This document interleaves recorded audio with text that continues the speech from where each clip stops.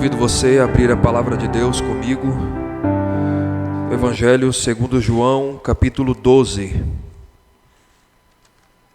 Hoje faremos a leitura dos versos 20 a 26, para a nossa edificação. Evangelho segundo João, capítulo 12, versos 20 a 26.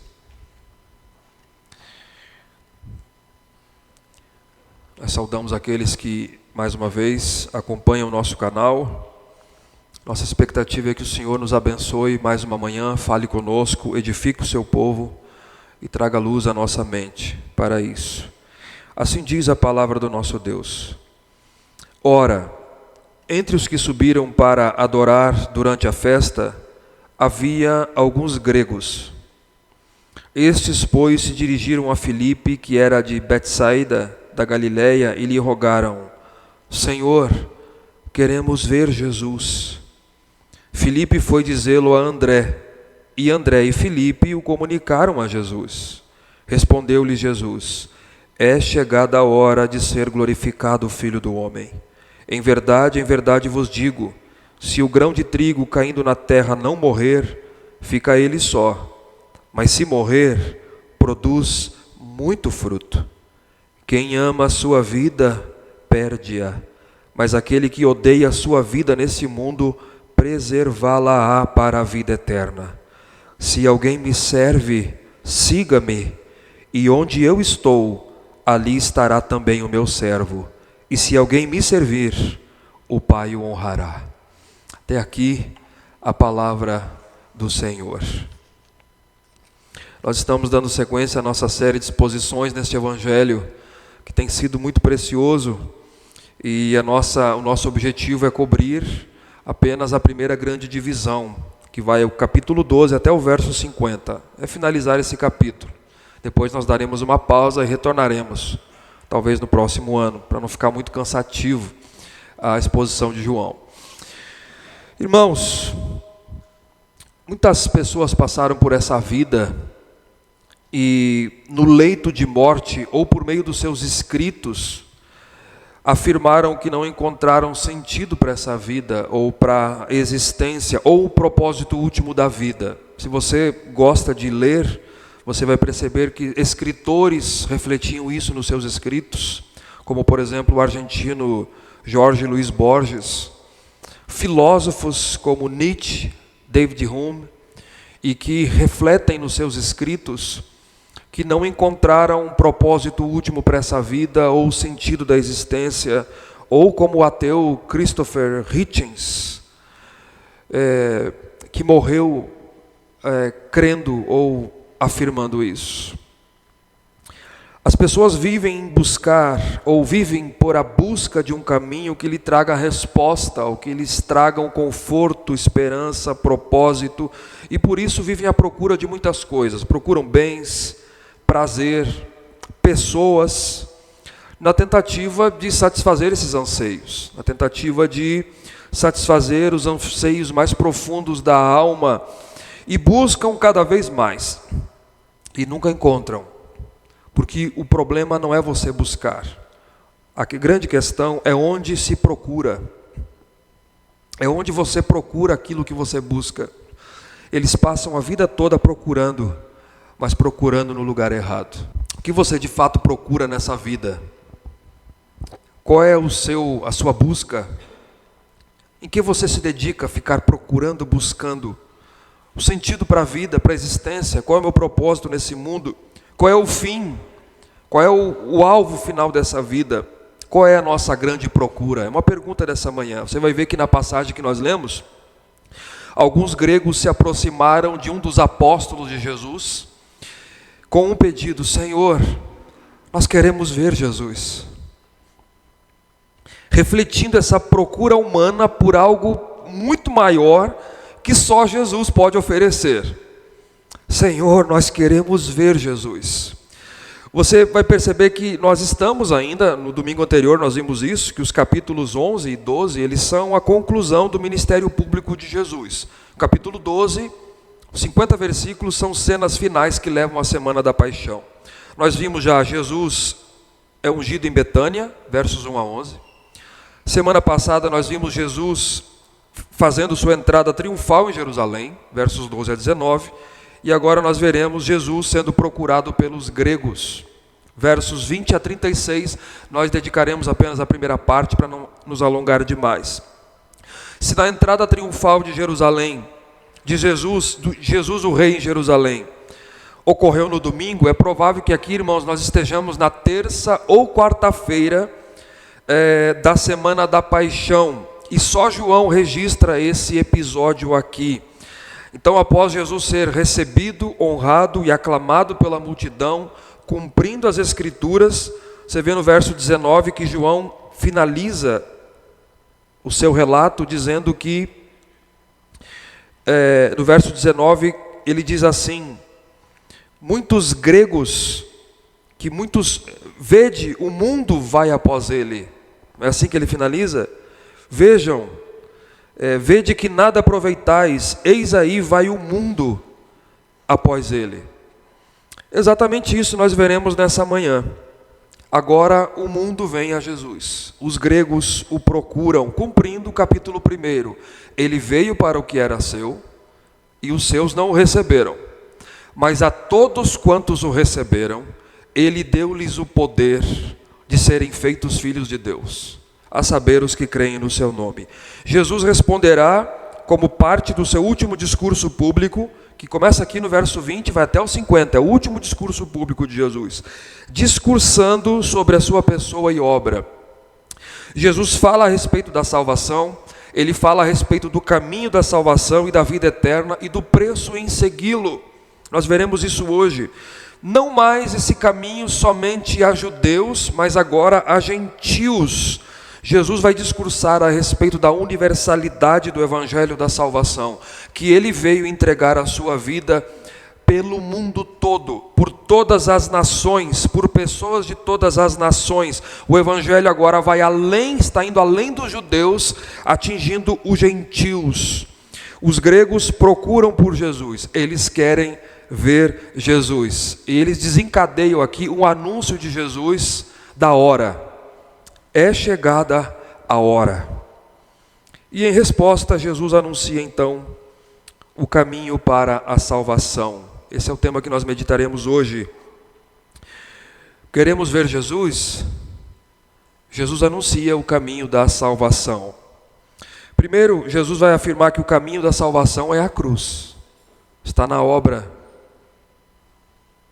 de Jesus. Segundo, Jesus vai dizer que o caminho da salvação passa pelo discipulado, implica em morrer para esse mundo e seguir a Jesus. Veja como é que João introduz isso nos versos 20 a 22, descrevendo a procura dos gregos. Veja como é que João introduz. Ora, entre os que subiram para adorar durante a festa, havia alguns gregos. Quem que são esses gregos? Na época havia alguns grupos. Havia o judeu mesmo, o judeu de Jerusalém. Havia os judeus helenistas, que são aqueles judeus judeus de fala grega, que moravam fora de Jerusalém. Além deles, haviam os prosélitos. Quem que eram os prosélitos? Eram gentios que eram circuncidados e convertidos ao judaísmo de pleno direito. E além dos prosélitos, havia os tementes a Deus, como no caso de Cornélio, você lembra de Atos 10? Que eram gentios também, que admiravam o judaísmo, se interessavam pelo judaísmo, as práticas judaicas, mas não eram circuncidados, não passavam pelo rito judaico como os prosélitos faziam. Então, alguns acham que esses gregos aqui ou eram os prosélitos, gentios convertidos ao judaísmo, ou os tementes a Deus. Ambos eram gentios que muitas vezes compareciam às festas em Jerusalém. E esses aqui então subiram para Jerusalém, João diz, para a festa da Páscoa. Verso 21, eles se dirigem a Filipe, que era de Betsaida, da Galileia, e lhe rogaram: Senhor, nós queremos ver Jesus. Por que eles foram a Filipe? Nós não sabemos. Talvez, alguns acham que porque Filipe tem um nome grego, ele é judeu, mas tem nome grego. Mas André também tem nome grego, né? Talvez porque se esse grupo de gregos, de gentios, vieram de Decápolis, uma região próxima, uma das cidades mais próximas era Betsaida, a cidade de Filipe. Então eles se dirigem a Filipe de maneira respeitosa. Senhor, não é no mesmo pé que o Senhor Jesus. É Senhor, nós queremos ver Jesus. E também o texto não diz exatamente por que eles estão pedindo isso. Não é claro o motivo real por que eles querem ver Jesus. Na verdade, irmãos, nós não ouvimos aqui mais sobre os gregos depois disso. Ou nem mesmo se Jesus atendeu o pedido deles, no sentido de dizer assim, tá bom, tragam eles aqui. Nós não sabemos se Jesus atende o pedido deles. O que Jesus passa a fazer aqui, depois desse pedido, ele passa a discursar num grande monólogo.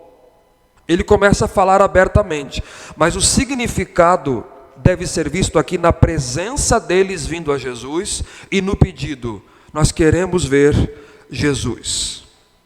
Talvez muitos acham que é por conta do próprio, isso é intrínseco do grego, seu desejo por conhecimento, especulação, curiosidade, mas a ideia de ver Jesus é o desejo de estar com Jesus.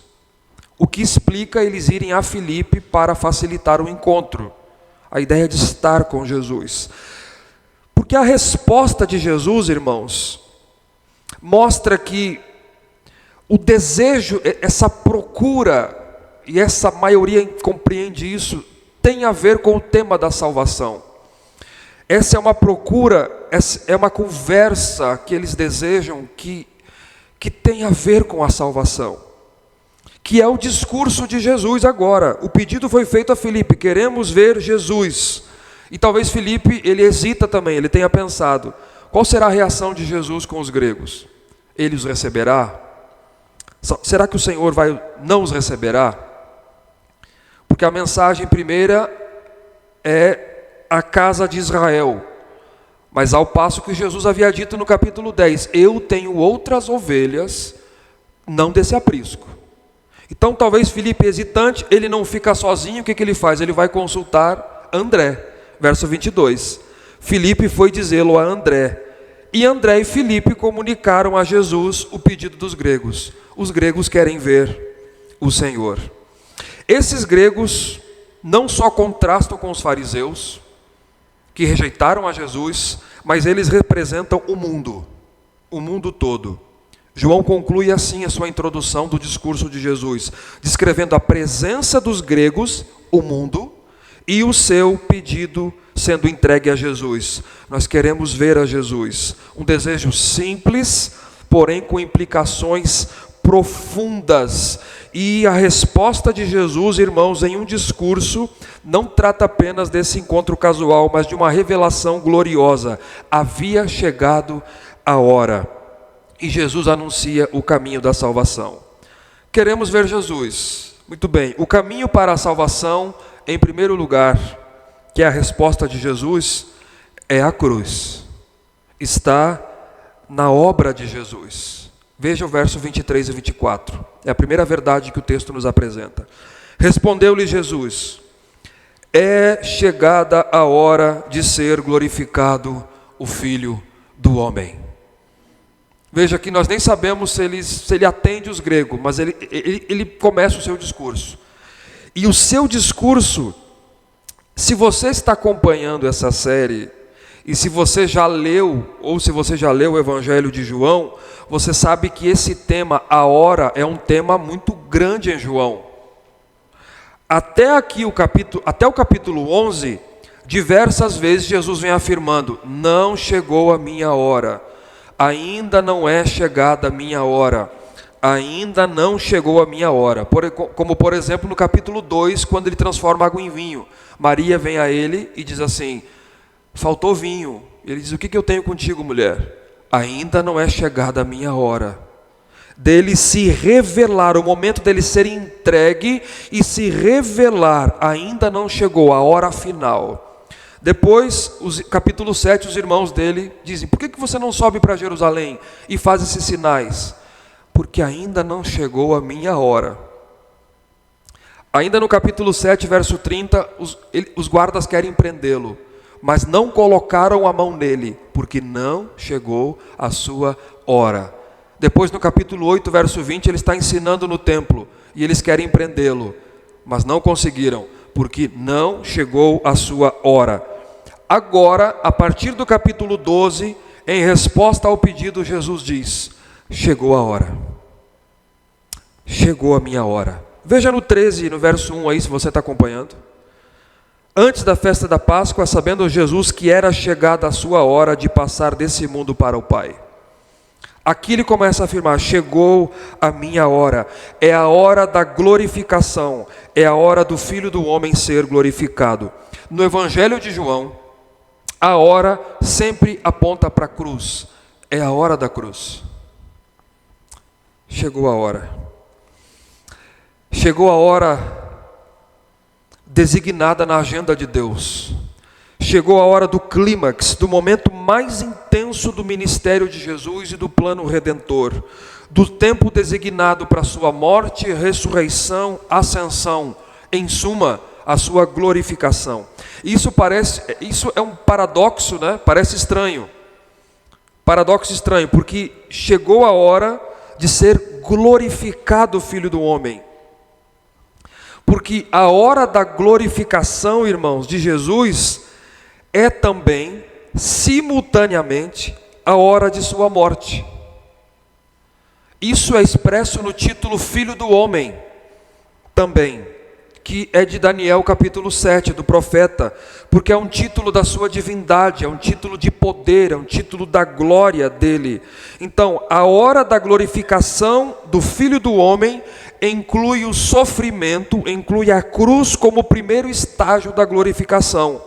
Ele passa pela coroa de espinhos, pela morte, pela ressurreição e pela ascensão. Ou seja, no clímax da humilhação, seguida de morte, ressurreição, Jesus seria exaltado e glorificado. E essa hora havia chegado. Você lembra? Porque primeiro vem a cruz e depois vem a glória. E a história é a nossa. Primeiro vem a cruz, você vai perceber daqui a pouco. Depois vem a glória. Então Jesus responde por meio disso. O que ele está dizendo? Que por meio da sua obra, a salvação seria anunciada ao mundo. Não só a judeus, mas a gentios também, e que somente poderia acontecer, somente por meio da sua morte, Jesus poderia salvá-los. A parte da cruz, ninguém pode ser salvo. Ninguém um dia verá Jesus. Não a parte da sua cruz.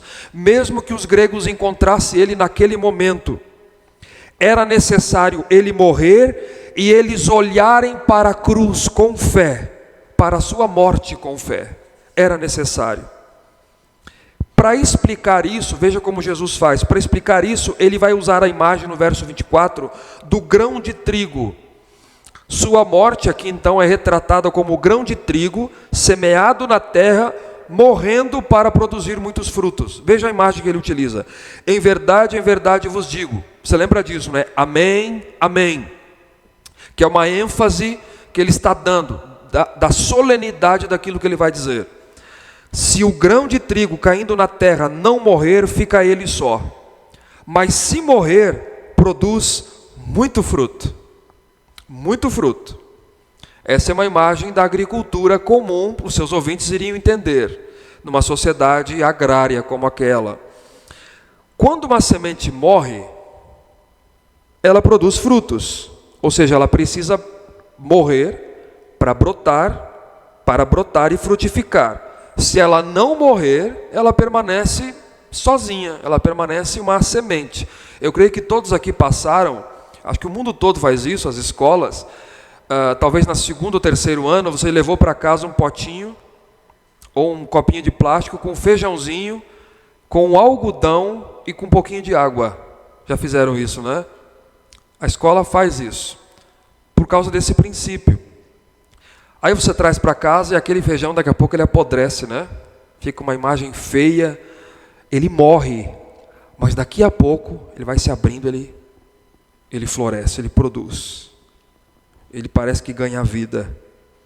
Sabe por quê? Porque a vida vem da morte. Esse é o princípio. A vida vem da morte. É preciso a morte para a vida surgir. Esse princípio é aplicado no âmbito espiritual também por Jesus. Ele refere-se a si mesmo, ele diz: eu sou o grão de trigo. A minha morte produzirá frutos para Deus. Através da morte de Jesus, quem olhasse para ele com fé, os pecados seriam perdoados, seriam encravados na cruz, e muitos seriam feitos filhos de Deus. Você receberia a vida eterna, salvação e vida eterna. Porque esse foi o caminho estabelecido por Deus desde o Antigo Testamento. Sem derramamento de sangue, não há remissão de pecados. Não pode haver vida. Para que haja vida, alguém tem que morrer. Então, na última Páscoa, ele está apontando para isso. Na última Páscoa, o último e definitivo cordeiro, que é ele, seria imolado, seria morto, pagando o preço definitivamente, morrendo de uma vez por todas pelos nossos pecados, para que nós herdássemos a vida eterna. Daqui a alguns dias, irmãos, ele vai dizer: está consumado. É isso que ele está dizendo aqui. O grão de trigo tem que morrer. Eu sou esse grão de trigo.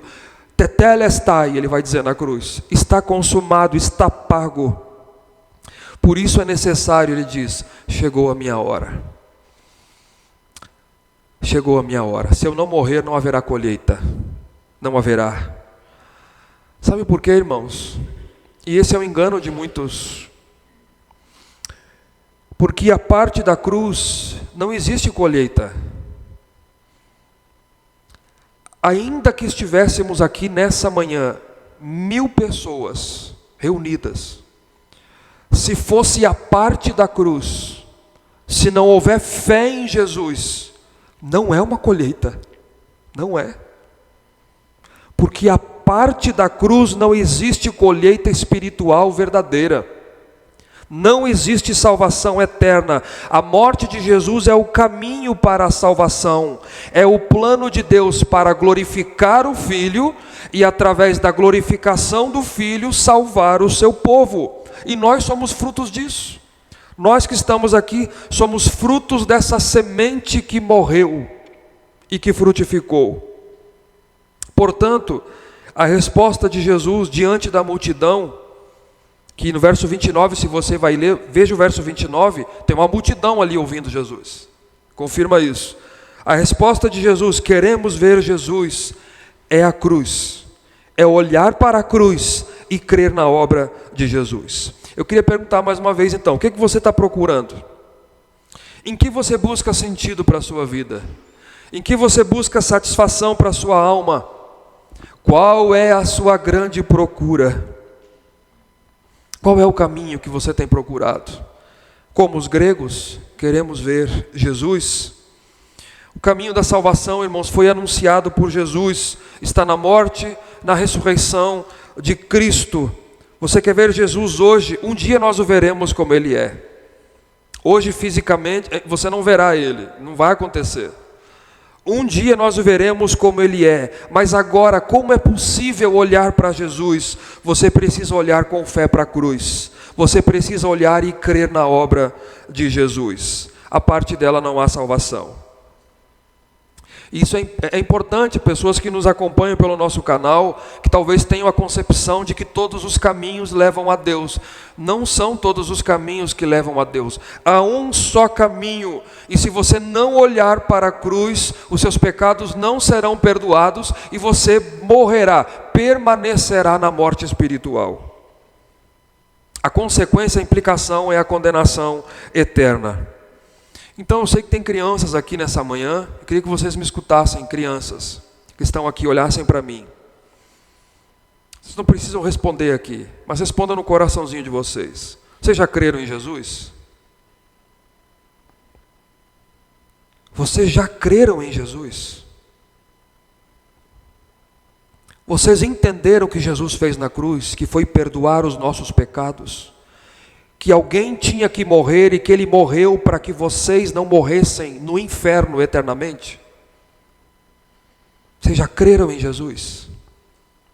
E agora eu me dirijo aos pais. Vocês já ensinaram a salvação para os filhos de vocês? Não terceirize função. Agora eu vou levar ele para a igreja para que lá ele aprenda. Não, primeiro é você. Aqui ele vai receber, vai ouvir isso também, vai aprender também. E vai reforçar esse conteúdo que você não pode dar sozinho. Ele vai aprender, ela vai aprender mais sobre isso. Mas vocês já ensinaram isso, a salvação? Sentaram e ensinaram. A salvação é isso. Jovens, estão aqui, já entregaram a vida verdadeiramente para Jesus. Vocês já se fizeram essa pergunta verdadeiramente? Eu entreguei a minha vida a Jesus. Ou você está brincando de ser crente, achando que pode dar uma curva no Salvador, que Ele não observa você no dia a dia? Vocês já entregaram a vida para Jesus? Não é porque você vem para a igreja que você é salvo, que você é salva. Não se engane. Não se engane. Se você não olhar para a cruz com fé, eu vou usar todas as letras, você vai para o inferno. Você vai. Com tristeza, mas vai. E como é que eu aponto para Jesus, ou para as pessoas a respeito do caminho? Essa é uma pergunta que talvez alguém esteja fazendo aqui. Como é que eu aponto isso? Como é que eu falo de Jesus? Anunciando a cruz. Anunciando o sacrifício de Jesus. Chamando ao arrependimento. Ao arrependimento para perdão de pecados com base na morte e na ressurreição de Cristo. Na cruz de Cristo. Faça isso. Queremos ver Jesus. Muito bem, o caminho para a salvação é a cruz, está na obra de Jesus. E agora, em segundo lugar, que é a segunda verdade, para estes que creem, os discípulos de Jesus, existe um princípio que opera, um princípio semelhante. Existe um preço também, de maneira que o caminho para a salvação é crer na cruz, é a cruz, é crer na obra de Jesus. Mas o caminho para a salvação passa pelo discipulado, em segundo lugar. Implica em morrer para este mundo e seguir a Jesus. Eu repito, o caminho para a salvação, em segundo lugar, passa pelo discipulado. Implica em morrer para este mundo para seguir a Jesus. É o que Jesus vai dizer, versos 25 e 26. Verso 25. Quem ama a sua vida, perde-a. Mas aquele que odeia a sua vida nesse mundo, preservá-la-á para a vida eterna. Então ouça atentamente. A verdade solene do verso 24, aqui, se o grão de trigo caindo na terra não morrer, fica ele só, mas se morrer, produz muito fruto. Se aplica somente a Jesus. Só. Somente Jesus pode morrer e morre como nosso substituto, e quando ele faz isso, ele dá muito fruto, frutos de salvação. É o que Isaías 53 diz: ele verá o fruto do seu penoso trabalho. Ele verá o fruto do seu penoso trabalho. Nós vamos cantar isso também semana que vem, na nossa liturgia. Mas existe um princípio semelhante que opera na nossa esfera, que é o princípio dos versos 25 e 26. Então atenção, quanto a Cristo, para que haja fruto, ele tem que morrer. Quanto aos seus discípulos, eles devem dispor-se a morrer para este mundo por causa de Cristo, para poder viver. Você tem que morrer também. Você precisa morrer também. É necessário morrer para viver. Esse é o princípio que se aplica a mim e a você. Então perceba, a semente que é Jesus estabelece um exemplo para o fruto seguir. que somos nós, os discípulos. Ok? Então a cruz, meus irmãos, não é apenas um evento, é um modelo para os seus discípulos. Discipulado é morrer com Cristo. É morrer com Cristo. Amar a vida e odiar a vida. O que significa isso? É o que nós lemos na liturgia. Quem quiser vir após mim, negue-se a si mesmo, tome a sua cruz e siga-me. A ideia desse verbo amar aqui, ele está no presente. E o presente grego tem a ideia de continuidade. Amando. O que ama, o que está amando a sua vida aqui nesse mundo.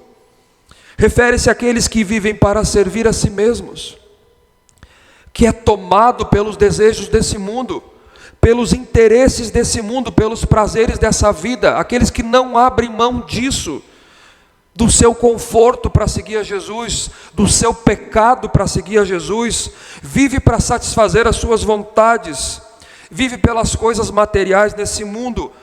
Esse, Jesus disse, perderá a sua alma, perderá a sua vida.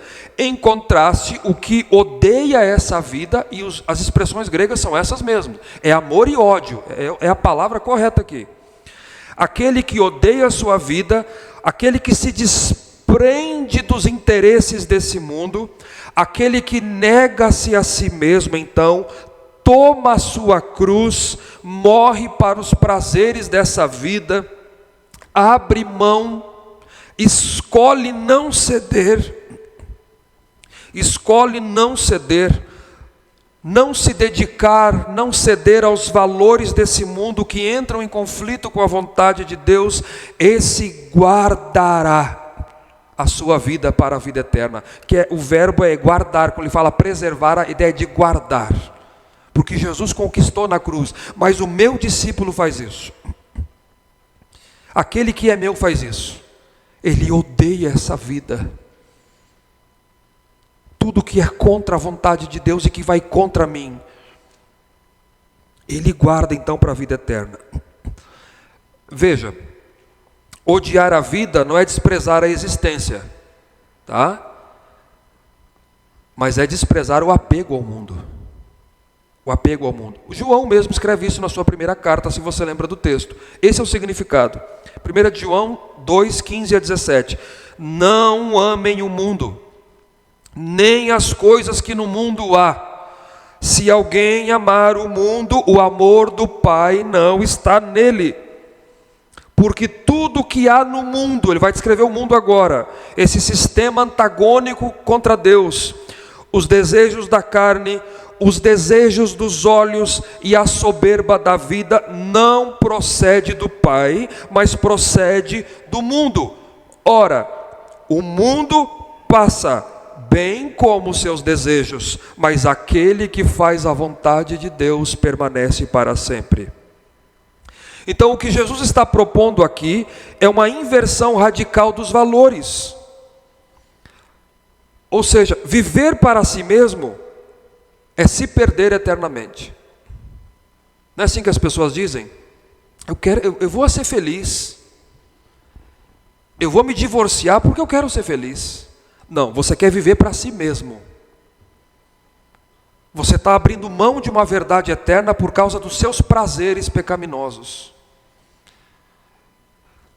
Os valores aqui, Jesus propõe a inversão disso. Porque viver para si mesmo é se perder eternamente. Agora, renunciar a si mesmo e morrer para essa vida é guardar a salvação que ele conquistou. Existe um preço. Existe um preço. Paulo diz, já estou crucificado com Cristo. Já não sou eu quem vive, mas Cristo vive em mim. E agora, a vida que eu vivo na carne, eu vivo ela pela fé no Filho de Deus que me amou e a si mesmo se entregou por mim.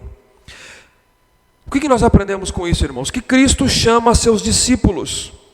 Ele chama você a negar a si mesmo, a tomar a sua cruz e a seguir a Jesus. Isso significa você renunciar tudo aquilo que lhe impede de seguir a Jesus. Se você ler Lucas 17, verso 32 e 33, é o mesmo princípio, mas é interessante porque Lucas diz assim: aquele que ama a sua vida, ele vai, deixa eu citar o texto aqui para não errar, está aqui. Quem quiser preservar a sua vida, perdê-la-á, e quem perder de fato, a salvará. Mas no verso anterior ele diz assim: lembrai-vos da mulher de Ló. É interessante, porque ele dá o exemplo da mulher de Ló. O que aconteceu? Deus, em Gênesis 19, 26, Deus manda fogo do céu em Sodoma e Gomorra. E Deus preserva uma família, a família de Ló. E diz: vocês têm que sair, não olhem para trás. Eu vou salvar vocês dessa destruição. E fogo caiu do céu. Numa certa altura, a mulher de Ló. Só que isso, irmãos, não é curiosidade. As pessoas leem, às vezes acham que é de curiosidade, como uma criança, né? Não olhe. Aí ela dá uma olhadinha. Não. Ela gostava daquela vida. E aquilo fazia falta, pois ela virou uma estátua de sal. Se você não morrer para o mundo, você perderá a sua vida eternamente. Você perderá.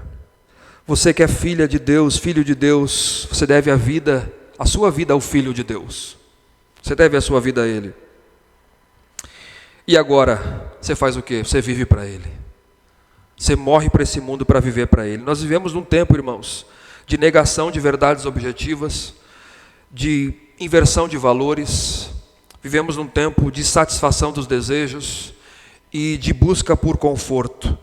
Você não pode dedicar-se completamente a essa vida e ao mesmo tempo ter um compromisso com a vida futura. Você não pode.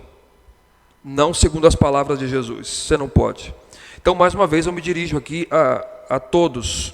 Primeiro, os jovens, você não pode viver de qualquer maneira, achando que você pode continuar a ser crente assim. Você não pode. Eu quero que muitos ouçam essa mensagem, porque é importante. Você não pode achar que você pode viver de qualquer maneira e, vindo à igreja, viver desse jeito e achar que isso vai passar batido. Viver no pecado, satisfazendo a sua vontade, viver como seus amigos vivem e achar que você tem a Cristo. Você não tem. Você vai perder a sua vida. Se são as amizades que lhe afasta de Deus, abra mão. Renuncie. É um companheiro de escola, de universidade? Se distancie. Abra mão, se afaste. Se é um lazer, é um entretenimento ou qualquer outra coisa, abra mão, renuncie. Isso é tomar a cruz e seguir a Jesus. É isso que é morrer para essa vida. É isso que é odiar esse mundo. Irmãos, você não pode continuar amando o dinheiro, os bens materiais. Você não pode trocar Cristo e a vida com Deus, servindo aos irmãos pelo seu conforto. Se isso lhe impede, você não pode continuar assim e achar que está servindo a Jesus. Se isso lhe impede, abra mão, renuncie. Quantos amam demais essa vida? Vivem pelos prazeres desse mundo. Amam tanto dinheiro, não conseguem, simplesmente não conseguem. O amor ao dinheiro é o Deus dessa pessoa. Talvez nunca entregou uma oferta na igreja, que Deus lhe chamou e lhe salvou, e lhe congregou, e lhe colocou num corpo de Cristo, onde Cristo é a cabeça. Não consegue entregar uma oferta, não consegue dizimar, não consegue. Qualquer coisa que lhe impeça de servir a Deus, renuncie. Renuncie. Do contrário, você está amando mais isso do que a Deus. O caminho para a salvação passa pelo discipulado. Implica em morrer para esse mundo e seguir a Jesus. Então vai lá. Você já leu o texto do sermão. Mais uma. Se uma situação chegar ao ponto de escolher entre Cristo e o Evangelho, de um lado, e quem quer que seja do outro, pai, mãe, filho, filha, amigos, seu emprego, e você escolher o último, você perecerá. Mas se você dispor-se a sacrificar a sua vida por amor a Cristo e o Evangelho, você aguardará. Foi Jesus quem disse isso, nós lemos na liturgia já, Marcos capítulo 8. Quem quiser salvar a sua vida, perdê-la-á. Quem perder a sua vida por causa de mim e do Evangelho, salvá-la-á. Que aproveita o homem ganhar o mundo inteiro e perder a sua alma? Agora eu quero que você leia comigo Mateus 10, 37 e 39. Leia comigo, por favor. Mateus 10, 37 e 39.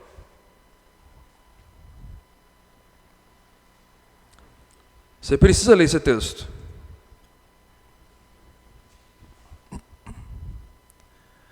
Quem ama seu pai ou a sua mãe mais do que a mim, não é digno de mim. Quem ama o seu filho ou a sua filha mais do que a mim, não é digno de mim. Quem não toma a sua cruz e vem após mim, não é digno de mim. Quem acha a sua vida, perdê-la-á. Quem todavia perde a vida por mim, por minha causa, acha-la.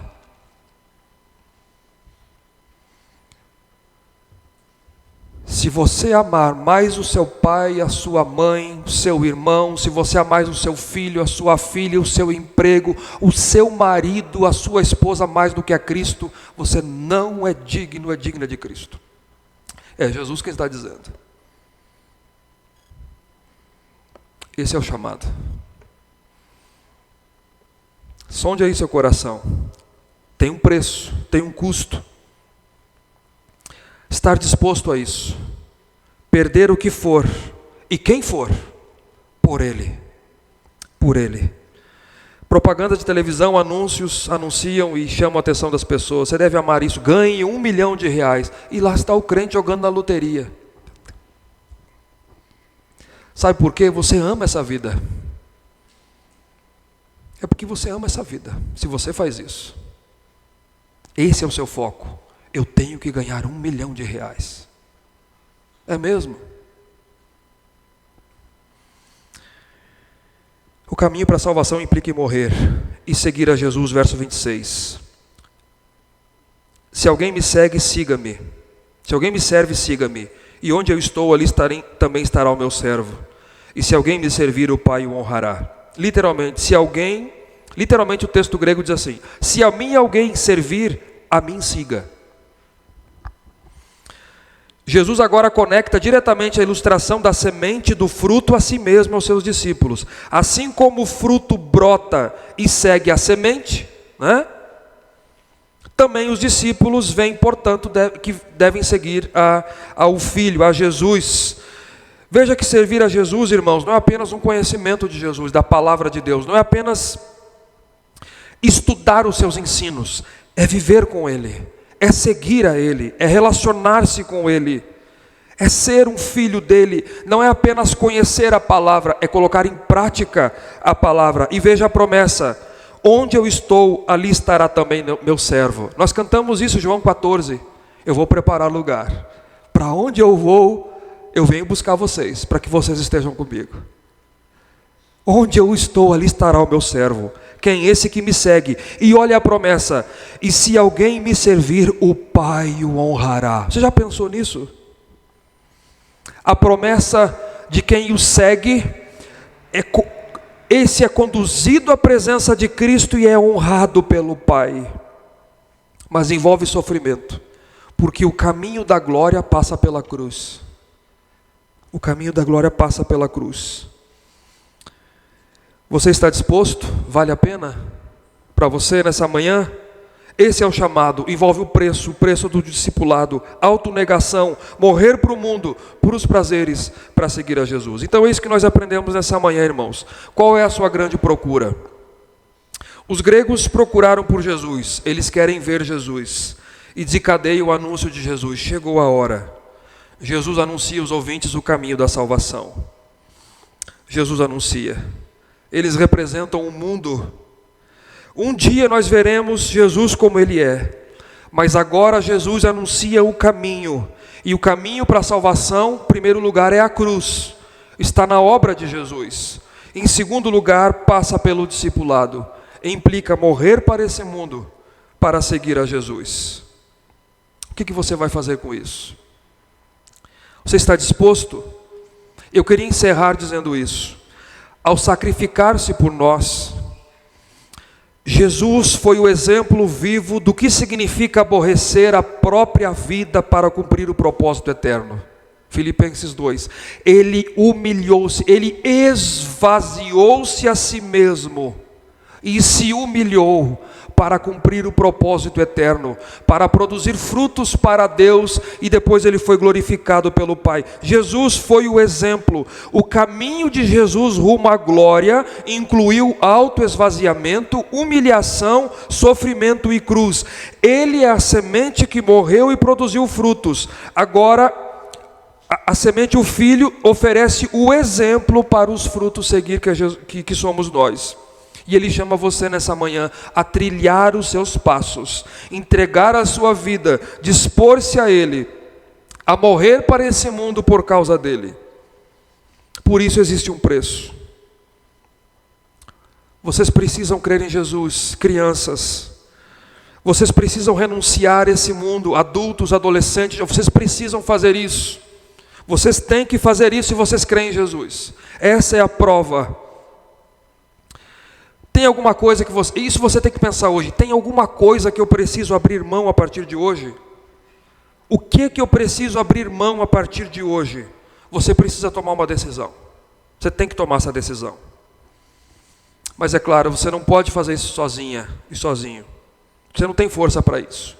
Por isso mesmo, Cristo deve operar na sua vida. Jesus pode operar em você que está nele. E você pode confiar, porque assim como Jesus foi ungido pelo Pai para cumprir o seu ministério, hoje o Espírito Santo habita em você e lhe dá essa capacidade para você servir a Jesus e seguir a Jesus. Você pode buscar isso nele. Você pode buscar. Esse é o chamado para a sua vida nessa manhã. Ficamos de pé, queridos.